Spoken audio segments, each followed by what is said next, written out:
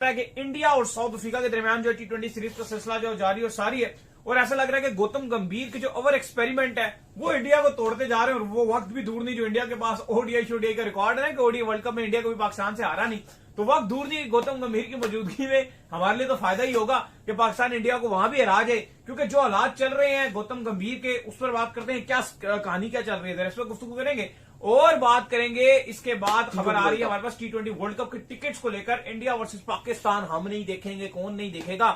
Hype is वाकई real भाई, 30 minute के अंदर अंदर टिकट वो सोल्ड हो गए। जो अपने बालों के साथ खेलना बंद करो और शुरू करते हैं बिना किसी बकचोदी के। 180 190 करते उनके लिए शायद मुश्किल होता, क्योंकि उनके बैक ऑफ द माइंड चल रहा होता कि 74 पे आउट हुए, चेज करते हुए फिर चेज करेंगे तो मुश्किल होगी।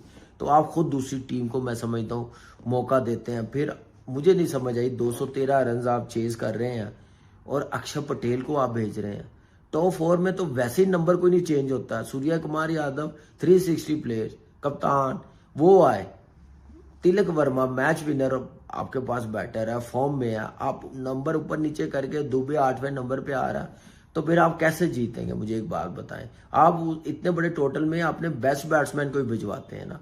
मुझे समझ नहीं आई कि क्या प्लानिंग थी, क्या एक्सपेरिमेंट करने की जरूरत थी। ये उस वक्त अच्छे लगते हैं जब आप सीरीज जीत जाए।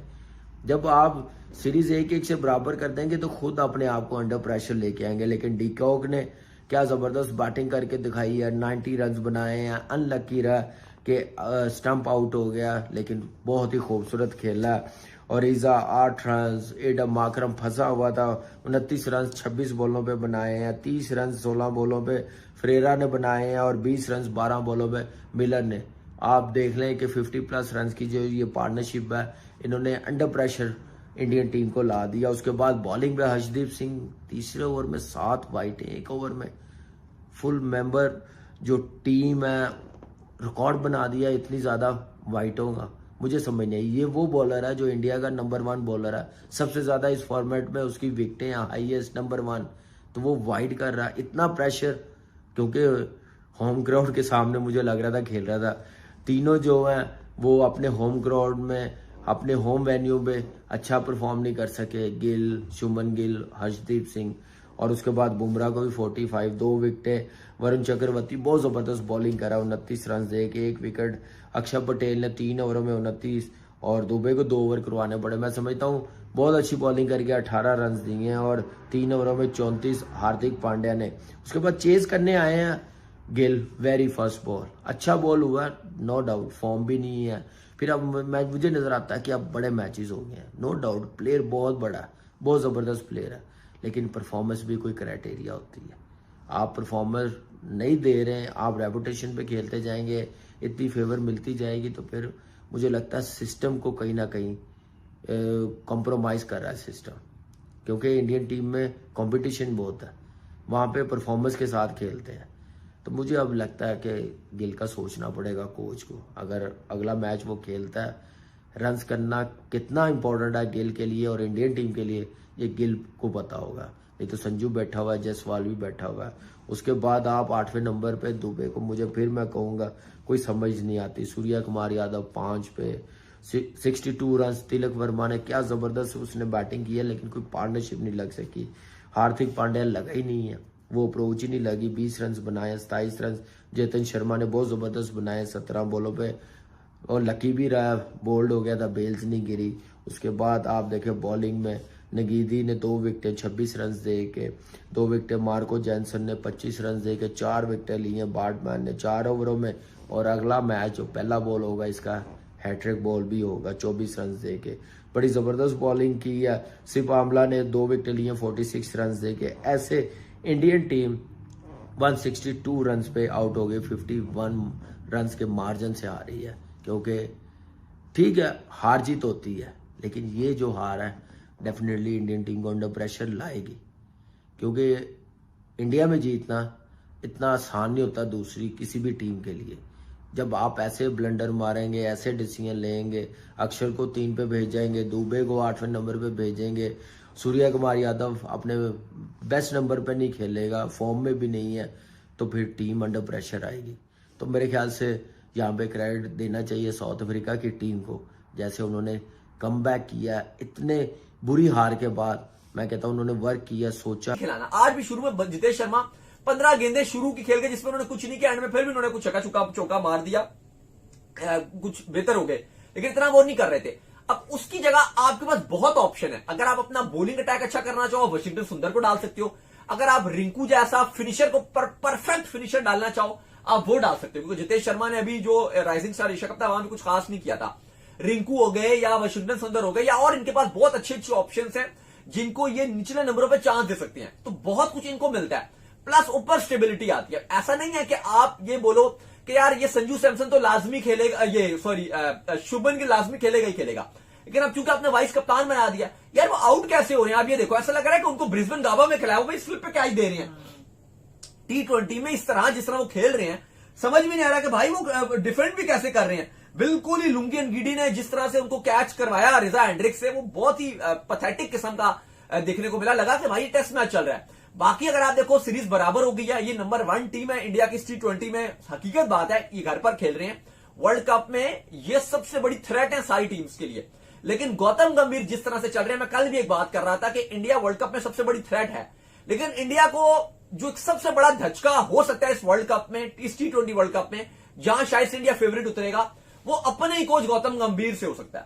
क्योंकि बाकी इनके सारे खाने शायद आप देखो फुलफिल है।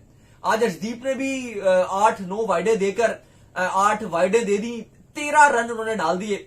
अगर आप देखो तो नवीन उल हक ने जिम्बाब्वे के अगेंस्ट हरारे में सबसे ज्यादा 13 ओवर्स का जो 13 गेंदों का ओवर डाला था, और मोस्ट गेंदों वाला ओवर था। अब अर्शदीप ने भी 13 गेंदें डाल दी, और फिर इसके बाद आपको जो है वो मगाला नजर आते हैं जिन्होंने 2021 में पाकिस्तान के अगेंस्ट 12 गेंदें डाली थी। तो अब अर्शदीप मोस्ट ओवर डालने वाले बॉलर बन गए T20 में। ओडीआई में तो आपको पता है हमारे मोहम्मद शमी है जिन्होंने बांग्लादेश के अगेंस्ट डाला था। लेकिन खैर अली साहब, सीरीज बड़ी बराबर होगी और बड़ी टक्करदार सीरीज चल रही है। टेस्ट सीरीज अपने नाम की साउथ अफ्रीका ने, ओडीआई सीरीज नाम की अपने भारत ने, विराट कोहली रोहित शर्मा की बदौलत। और अब T20 देखते हैं, क्योंकि मजा आना शुरू हो गया। पहले मैच में जहां 74 पर साउथ अफ्रीका आउट हुई थी, ऑल आउट, वहां पे साउथ अफ्रीका ने बेहतरीन किस्म का कमबैक किया। बिल्कुल जी। खैर जी, इसके बाद जो हमारे पास अपडेट आ रही है, वो अपडेट आ रही है जी हमारे पास T20 आपको पता है कि T20 वर्ल्ड कप जो वो शुरू होने जा रहा है और 2 महीने में उसका आगाज हो जाएगा। तो उसके टिकट्स जो है वो आ चुके हैं, सेल के ऊपर जो टिकट आए कल, इवन जो उसके टिकट जो है वो अनाउंस हुए, और अनाउंस होते ही विद इन जो है वो 30 मिनट्स जो है वो पाकिस्तान वर्सेज इंडिया के जो टिकट्स हैं वो ऑल जो सोल्ड आउट हो गए। और टिकट्स आपको पता है कि पाकिस्तान वर्सेज जो इंडिया है, इसका जो मैच है कोलंबो में खेला जाना है, श्रीलंका में, इंडिया में नहीं हो रहा ये मैच जो है मुंबई में नहीं हो रहा, ये मैच वखेड़े में नहीं हो रहा, ये मैच कोलंबो में है। लेकिन हाइप जो है भाई वो रियल है। एक टाइम था इंडिया में जब एशिया कप स्टार्ट हुआ था, पहले मैच में हमने देखा था कोई हाइप ही नहीं थी, लोग जो उसके टिकट परचेज ही नहीं कर रहे थे। फाइनल में 100 सिनेमाज में जो है फाइनल दिखाया गया, और अब आपके सामने आई पैदा। देखिए, आईसीसी ने शाम को बता दिया था कि आज रात को टिकट्स आ रहे हैं, और इंडिया साउथ अफ्रीका के मैच के दरमियान में इसकी एडवर्टाइजिंग की गई और टिकट्स ऑफिशियली तौर पर सेल के लिए आए। और जब आए तो 2 मिलियन से ज्यादा ये टिकट्स थे, 2 मिलियन से ज्यादा टिकट्स आए थे फर्स्ट फेज में। फिर सेकंड फेज भी आएगा, फिर थर्ड फेज भी आएगा। जो टिकट प्राइसिंग रखी गई है वो भारत में हिस्ट्री में ऐसी बार पहली बार हुआ कि सबसे कम तरीन प्राइस रखी गई है। 100 रुपए से टिकट का आगाज हो रहा है, 100 टिकट से। इसका क्रेडिट ऑब्वियसली जयशा को भी जाता है, क्योंकि वो है आईसीसी के चेयरमैन भी है। तो उन्होंने कहा कि इंडिया के लिए जो middle class, lower middle class है, उसकी पहुंच तक ये टिकट पहुंचे। और अच्छी बात है कि आप लोअर मिडिल को भी टारगेट करते हो। श्रीलंका में 1000 रुपए से शुरू हो रहा है, लेकिन मैं चाहता हूं कि श्रीलंका में भी फिर आप कम रखते।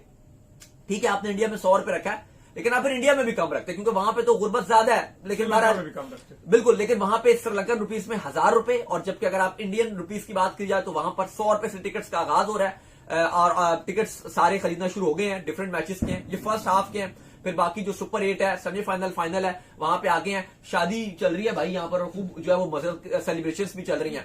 खैर अली साहब, जो आईसीसी T20 वर्ल्ड कप की हाइप है, अब वो कोलंबो में पाकिस्तान इंडिया का मैच खेला जाना है। और अपडेट ये है कि 90% जो टिकट्स है वो इंडियन फैंस ने खरीदे हुए हैं। ये एक बड़ी इंपॉर्टेंट बात है, क्योंकि काफी चीजें चल रहा था कि मैच देखेंगे लोग, नहीं देखेंगे, ट्रैवल करना मुश्किल होगा, ये होगा वो होगा। इवन दो अगर आप देखो मैचेस तो सारे आपको इंडिया में, बाकी तो मैच हैं, सिर्फ इंडिया वालों को एक इंडिया पाकिस्तान के मैच के लिए इंडियन टीम को ट्रैवल करना पड़ेगा। तो आप देखें कि इंडियन फैंस वो मैच देखने के लिए तैयार हैं, ट्रैवल करने के लिए।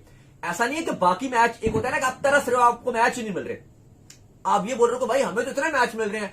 अगर सुपर 8 में जाती है इंडियन टीम, वहां अलग इंडिया के साथ जो अगली 3 टीम्स होंगी वो तगड़ी होंगी। अगर पाकिस्तान सेमीफाइनल या फाइनल में ना गया तो दोनों सेमीफाइनल में इंडिया में, फाइनल भी है, तो मैचेस बहुत सारे इंडिया में, लेकिन उसके बावजूद इंडियन फैंस कोलंबो में इंडिया पाकिस्तान देखने के लिए एक बड़ी तादाद में ट्रेवल करेंगे। तो चलो उम्मीद करते हैं आज का हमारा शो आपका आगे पसंद आया। वीडियो को लाइक कीजिए।